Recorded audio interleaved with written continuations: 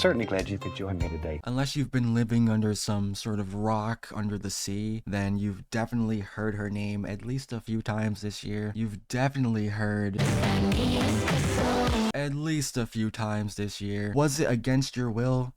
Maybe, but 2024 is without a doubt the breakout year for Sabrina Carpenter. It only took 9 years and 5 entire albums before her latest album, but she's finally being taken seriously in the music industry, with her lead single Espresso blowing up insanely this year. Honestly, I wasn't really feeling Espresso when I first heard it. I don't know, it just didn't really it didn't really hit. But since then, and since I've just heard it over and over and over and over and over, it really is just a banger though. I mean, it's just a great pop song. It's really fun, it's really simple, it's really catchy. There's really nothing that new or complex or groundbreaking about it, and there doesn't have to be. Music doesn't always have to be something super deep or groundbreaking. And sometimes all it really needs is that me espresso. Espresso is the perfect example of how it only takes one song. Just that one song that catches fire, and then the entirety of your career can completely change overnight. And it's never too late to have that one song. Sabrina went from being considered a Disney flop artist who never really made it as big as other Disney stars did, to now having the #1 song in the country. She's the perfect example of how slow and steady really does win the race, especially in the music industry. She's been grinding for years, taking the opportunities that she could and just waiting for her moment. And now it's all finally paying off because she never gave up. It may all seem out of nowhere, but if you look at her last album, Emails I Can't Send Forward, and you look at songs like Feather and Nonsense, you can see that the potential was there and the breakout was imminent. She had the sound, she had the clever lyrics, she had her own style to it. She just needed another really good single for her next album with some actual proper promotion from her label this time around. Now, I didn't really go into the rest of the album with any real expectations, to be honest, and I think for that reason I ended up enjoying it a lot more compared to if you had really high expectations for it and thought every song was going to be as much of a banger as Espresso and Please Please Please, because that was not the case. I think those were definitely the singles, those were the singles for a reason. But there's quite a few tracks I like on here. There's a couple that have really grown on me in the week or so that I've listened to this album. As the title would suggest, this album is very short and very sweet at just 36 minutes, 12 tracks, straight to the point. It almost doesn't feel like a cohesive album. It feels like a mix of pretty good songs. And obviously this isn't her first album, but it doesn't feel like it's her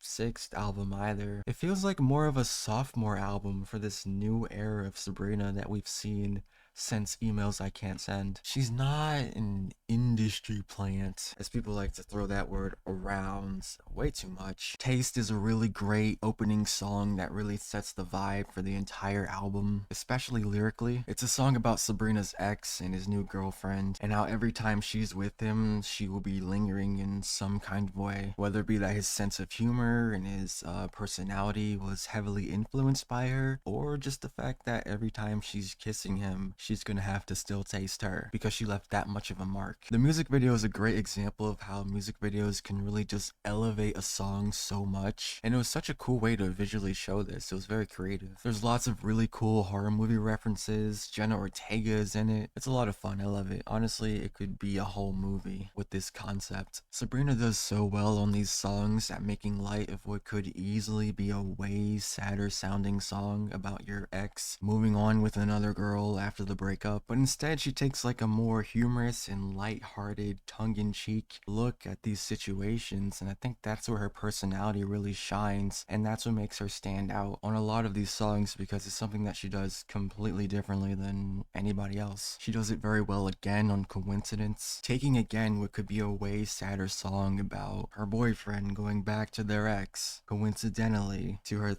thighs, but she takes a more graceful, funny, and sarcastic look at the situation. Good Graces and Bedchem are two of my favorite songs on the entire album. She has such a good voice for that kind of sound. Not just anyone can pull that off. Has such a good voice for that kind of sound. And then I love the 80s vibe on Bedchem. They both sound so good. Best melodies by far. Very smooth, very horny, so catchy, just bangers. Honestly, those are my two favorites. She also gets very introspective and very vulnerable on this album, which I didn't expect at all. I honestly thought it was just gonna be, you know, pop bangers. I didn't expect it to get so deep. Like in Sharpest Tool, which is very unrequited love core, very one-sided love core, very no communication core. One person is too invested in the relationship and the other person is clearly not invested enough, but they just don't talk about it. Which is why she's calling this guy not the sharpest tool in the shed, because he's just so oblivious emotionally. It's a little mean, you know, even if it is a little true, but she's so real for that. The chorus is so catchy. I love how soft and airy her vocals are on this one. The chorus is so catchy, and I love how soft and airy her vocals are on this one, and how the instrumental really just fits that vibe. Lie to Girls is another extremely vulnerable track on here. Lie to Girls is another extremely vulnerable track about how girls will just lie to themselves and ignore obvious red flags about a person, so you don't have to lie to them yourself, because they'll do that for you. And if they like the person, they'll make them perfect in their own head. They'll justify those red flags. Lots of beautiful layers on this one. I also really like the acoustic guitar on this track, and on a couple of tracks actually. I didn't expect to hear so much guitar. Even some very stripped back guitar ballads, like in Dumb and Poetic, which is Sabrina just trying to come to terms with the fact that her partner's words just don't match their actions. Very real, relatable, very introspective. There's even a little country ballad in Slim Pickens, which is relatable to anybody trying to find love in the modern dating world, because it's a mess and it might feel like all the good ones are taken or dead, leaving options that are often disappointing for one reason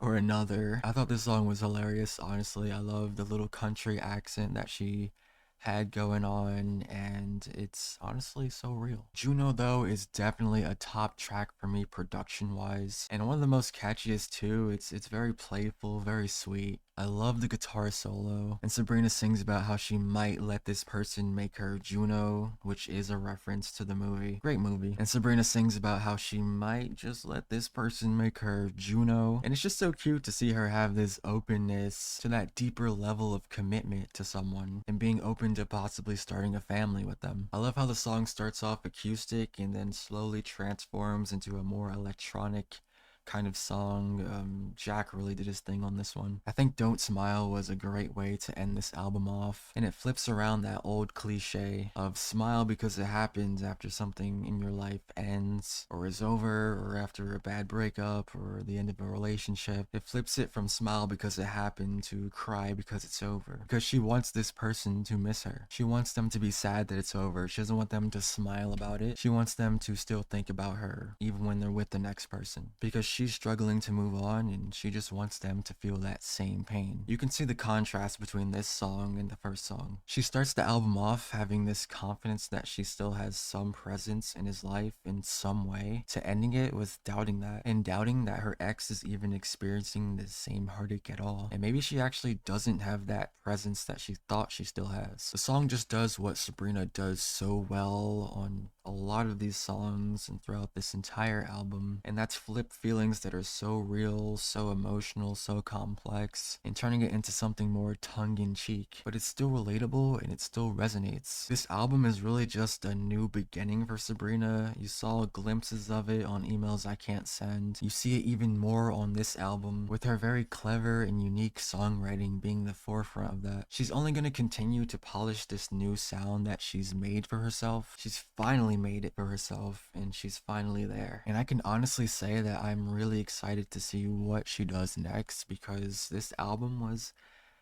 very solid.